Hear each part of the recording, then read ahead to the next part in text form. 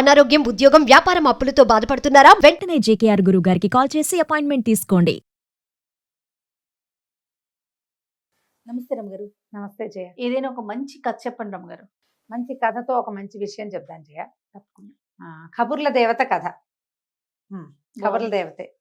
అయితే ఈ కబుర్ల దేవత కథ దాదాపుగా 60s లో అట్లా రాయబడిందని అనుకుంటున్నాను నేను.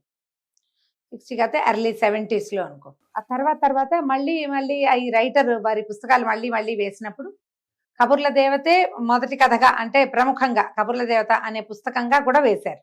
అమరావతి పబ్లికేషన్స్ వాళ్ళు వేశారు. కబుర్ల దేవత ఎప్పుడో చదివాను నేను, నాళ్ల క్రితం, ఏనాడో గుర్తుంది నాకు. నన్ను కూడా చిన్నప్పుడు నేను కబుర్ల దేవత కనపడాలని కోరుకునేదాన్ని కూడా. అవునా? బాగుండేది కథ. ఓకే. చిన్న కథే అది. యాక్చువల్గా ఈ కొద్ది రోజుల క్రితం ఒక ఆర్టికల్ చదివాను నేను. ఈ కబుర్ల దేవత పుస్తకం రాసిన కవి గారికి, రచయితకి కేంద్ర సాహిత్య అకాడమీ బాలల సాహిత్యానికి అవార్డు వచ్చింది. అబ్బా, ఆ పుస్తకానికి. ఎంత గొప్ప విషయం కదండి. గంగిశెట్టి శివకుమార్ గారని, వారి కథలు మనం చాలా చెప్పుకున్నాం, చిట్టి కథలు. ఆ చిన్న కథని నేను కొంచెం పెద్ద కథ చేసేదాన్ని, కొన్ని కథలతో మనం కలిపి కూడా చెప్పుకున్నాం. ఎప్పుడు వారి పేరు చెప్పే సందర్భం రాలా. వీరికి సాహిత్య అకాడమీ అవార్డు రావటం వల్ల ఈ పుస్తకం పేరు ప్రముఖంగా చెప్పి ఈ కథ చెప్దాం అనుకున్నాను నేను. ఈ కబుర్ల దేవత కథల పుస్తకం మనకి అమరావతి పబ్లికేషన్స్ వాళ్ళు వేశారు. బుక్ ఫైర్లో దొరుకుతుంది, ఆన్లైన్లో దొరుకుతుంది. చిన్న కథలు హాయిగా, బ్రీఫ్గా, తేలికపాటి భాషలో చక్కగా ఉంటాయి. చిన్న కథలు చాలా హాయిగా ఉంటాయి. అవకాశం ఉన్నవాళ్ళు, పుస్తకాలు చదివే అలవాటు ఉండి పిల్లలకి తెలుగు పుస్తకాలు గిఫ్ట్ చేయాలనుకుంటే కనుక మీరు ఆన్లైన్ ఈ బుక్ కొనుక్కోవచ్చు. అమరావతి పబ్లికేషన్స్ వేశారు. అయితే నేను వారితో కూడా మాట్లాడాను. ఆ ఫోన్ నెంబర్ దొరకంగానే ఒక ఉత్సాహం వస్తుంది అనమాట. రచయితలతో మాట్లాడే అవకాశం బాగుంటుంది కదా. అయితే ఈ కథ భలే బాగుంటుంది జయ. ఈ బుక్కి అవార్డు రావటం ఒక ప్రముఖమైన సంగతి. కథ అయితే మరీ ముచ్చటగా ఉంటుంది. ఓకే. పూర్వం అట్ట ఒక ఊళ్ళో ఒక ఆయన ఉండేవాడు. ఈయనకి చాలా కబుర్ల పోగు. రామయ్య అనుకుందాం ఆయన పేరు. ఎంత కబుర్లో. కబుర్లు అంటే జనరల్గా ఏం చెప్తాం మనం? ఆసెమా ఓసెమా, చిన్నప్పటివి మొన్నటివి ఎప్పటికో చెప్తాం. మాట్లాడుతూ నేను నీతో మాట్లాడాను, నువ్వేదో నీ ఆసెమా ఓసెమా చెప్పావనుకో, అయిందా? రేపు నేను ఇంకోళ్ళతో మాట్లాడాలంటే ఏం కబుర్లు వెళ్తాయి? పాత ఆసెమా ఓసెమాలతో పాటు లేటెస్ట్ ఆసెమా ఓసెమాలు కూడా వస్తాయి కదా. వాళ్ళు చెప్పినవి, వాళ్ళ సంగతులు ఇంకోళ్ళకి, అవతల వాళ్ళు ఏదో చెప్తారు, వీళ్ళిద్దరి సంగతులు మూడో వాళ్ళకి, మూడో వాడు ఏదో చెప్తే 1, 2, 3 4గో వాడికి వెళ్తుంది. ఇలా అందరితోటి కబుర్లు చెప్పుకుంటూ ఉండేవాడు. వాళ్ళ ఆవిడ ఈ ఇంతే కబుర్ల పోగు, వీడు పని చేయడు పాట చేయడని ఆవిడ ఏదో పని పాట చేసుకుని అన్నం పెట్టేది భర్తకి. ఏదో వాకిట్టు ఉంటాడు అంతే ఆయన. కానీ క్రమంగా అది ఎట్లా పరిణమించింది? ఈ ఒకళ్ళ మాటలు ఇంకొకళ్ళ దగ్గర, వాళ్ళ మాటలు ఇంకోళ్ళ దగ్గర అట్లా వెళ్ళేసరికి తగాదాలు రావడం మొదలుపెట్టాయి. ఎప్పుడు కొట్లాట్లే, ఎప్పుడు గొడవలే. ఈ భార్య మనకి విసుగు పుట్టింది. వాళ్ళు ఎవడు పడతాడు? ఏదో కాస్త పని చేసి 10 రూపాయలు పావలను తెస్తాను, అన్నం పెడతా, అంతేగాని కొట్లాటలు తీర్చడం నా వల్ల ఎక్కడ అవుతుంది? అందుకని ఆవిడ పొద్దున్నే పని చేసుకుని తన పనిలోకి వెళ్ళేటప్పుడు మొగుండు గదిలో పెట్టి తాళం వేసి వెళ్ళేది. బాగుంది. తాళం వేసి వెళ్ళిపోయేది. ఇది తోచేది కాదు, ఎవరో ఒకళ్ళతో మాట్లాడాలిగా. ఆయన ఏం చేసేవాడు?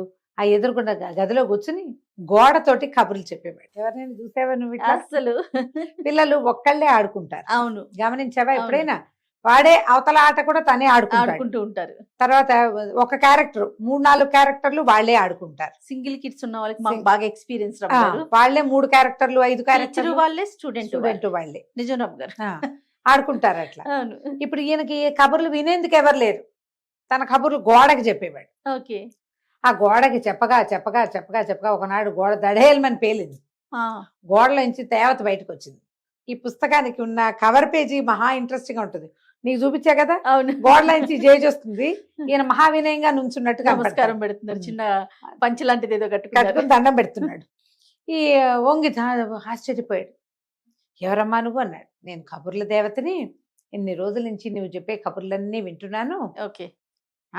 ఎంతో బాగా కబుర్లు చెప్తున్నావు నువ్వు ఇంత బాగా చెప్తున్నావు కాబట్టి ఇగో నీకు బహుమతిగా ఇస్తున్నానని ఇంత డబ్బు సంచి ఇచ్చింది. చేసరికల్లా ఎంతో సంతోషం వచ్చి, ఏమిటి ఇన్నేళ్ళ నుంచి వాళ్ళకి వీళ్ళకి కబుర్లు చెప్తా, ఎప్పుడు ఏమి రాలా, కబుర్ల దేవత చూడు ఎంత బాగా ఇచ్చిందో.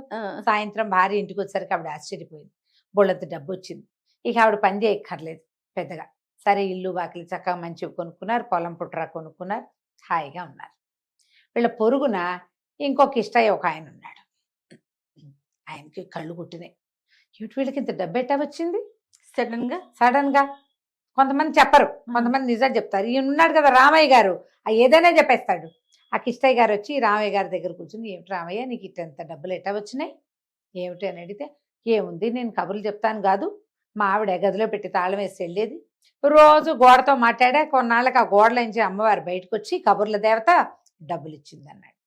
ఈ కిష్టయ్య కనిపించింది, అయ్యో రామా నేను ఇంతంత పని చేసుకుంటున్నానే, ఈ పొలం వెళ్ళి ఈ పనులు ఏమిటి, ఈ గోల ఏమిటి, వీడికి మళ్ళీ రోజు ఊసిపోక 4 కబుర్లు చెప్తే దేవత ఏ దేవత వచ్చి డబ్బు ఇవ్వకపోయినా వాడికి ఇచ్చిందిగా, మనకు కూడా ఇస్తుంది.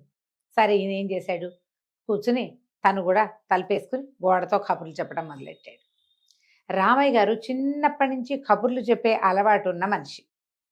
పైగా ఏదైనా విషయం వింటే ఇంకొకళ్ళకి చెప్పేటప్పుడు రంజుగా వర్ణించి చక్కగా చెప్పగలడు. మాటల పోగు, కథ బాగా చెప్పగలడు.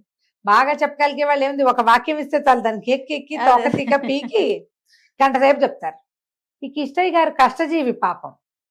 ఏదో పొలం వెళ్ళటం పని చేసుకోవటం తప్పిస్తే కబుర్లు కాకరకాయలు రావు. ఈయన ఏం చెప్తాడు, ఏదో చెప్పాడు. 4 రోజులు 3 రోజులు అయ్యేసరికి కబుర్ల దేవత మళ్ళీ ఆవిడ గోడ పగలు కొట్టుకుని వచ్చింది.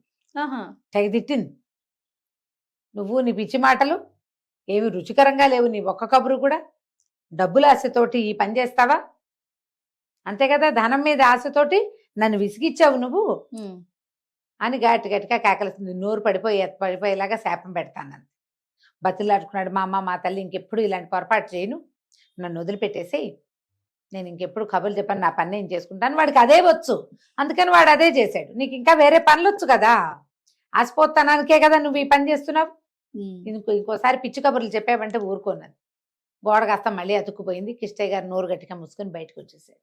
అందుకని కబుర్లు ఎవరు చెప్పాలో వాళ్ళే చెప్పాలి. అలానే కథలు కూడా రమ్మగారు కబుర్లు మాత్రమే కాదు, కథలు ఎవరు చెప్పారో వాళ్ళే చెప్పాలి కదా. 100% ఇదే కథ. అది చాలా ఈ కథతో పాటు ఇంకా చాలా కథలు ఉన్నాయి ఆ పుస్తకంలో. గంగిశెట్టి శివకుమార్ గారి పేరు మీరు ఆన్లైన్ గూగుల్లో సెర్చ్ చేసినా మీకు కనపడుతుంది. కబుర్ల దేవత అనే పుస్తకం కోసం టైప్ చేసినా మీకు కనిపిస్తుంది. పుస్తకం చదవండి, మీ పిల్లలకి ఆ కథలు వినిపించండి. ముఖ్యంగా శివకుమార్ గారిని అభినందించండి. తప్పకుండా ఒక మంచి రచయిత గురించి మనం తెలుసుకునే అవకాశం దొరికిందండి. నమస్తే. నమస్తే.